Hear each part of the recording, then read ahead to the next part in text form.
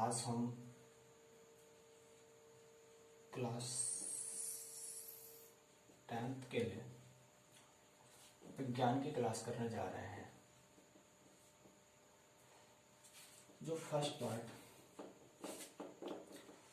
प्रकाश का परावर्तन तथा अपवर्तन है। प्रकाश का परावर्तन तथा अपवर्तन। तो प्रकाश के परावर्तन को तथा अपवर्तन को समझने से पहले हमें प्रकाश के बारे में समझना होगा कि प्रकाश क्या है। प्रकाश क्या है?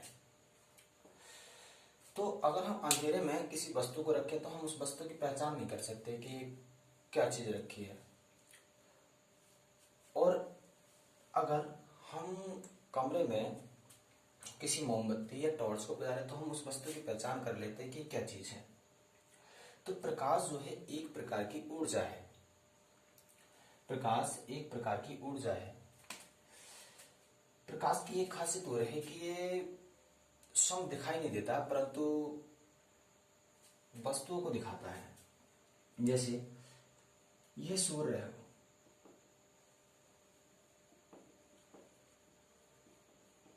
जब सूर्य से कोई किरण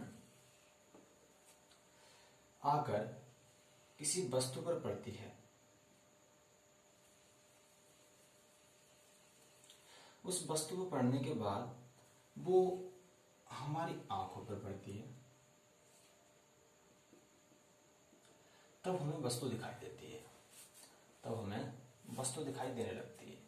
तो हम बोले तो प्रकाश क्या है कि प्रकाश एक प्रकार की विकिरण ऊर्जा है जो हमारी आंखों को संवेदित करता है, अर्थात जो हमारी आंखों को किसी वस्तु की पहचान कराता है। यानी प्रकाश वह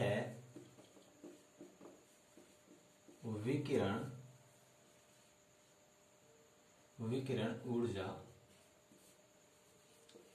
है जो हमारी आंखों को संवेदित करता है। प्रकाश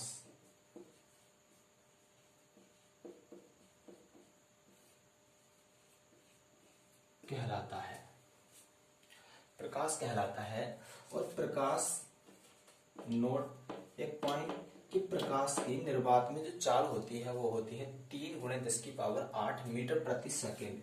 यानी कि प्रकाश एक सेकंड में 3 × 10⁸ मीटर चलता है।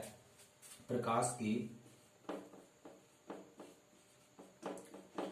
निर्वात में चाल 3 × 10⁸ मीटर प्रति सेकंड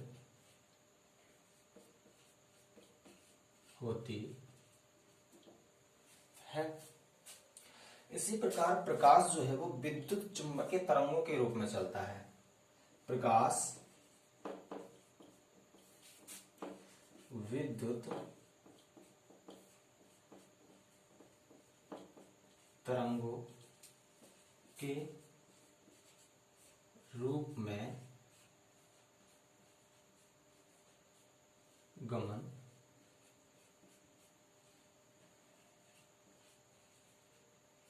करता है। प्रकाश किस रूप में चलता है? विद्युत चुंबकीय तरंगों के रूप में। तो हम आज समझे कि प्रकाश क्या है कि प्रकाश एक प्रकार की विकिरण ऊर्जा है जो हमारी आंखों को क्या करता है? संवेदित करता है, अर्थात किसी वस्तु की पहचान कराता है कि क्या वस्तु है।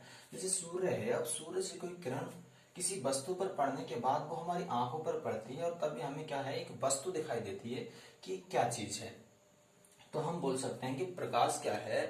प्रकाश हमें किसी दूसरी वस्तु को दिखाता है परंतु प्रकाश स्वयं दिखाई नहीं देता है। और निर्वात में प्रकाश की चाल 3 × 10⁸ मीटर प्रति सेकंड होती है और प्रकाश विद्युत चुम्बकीय तरंगों के रूप में गमन करता है, अर्थात विद्युत चुम्बकीय तरंगों के रूप में चलता है।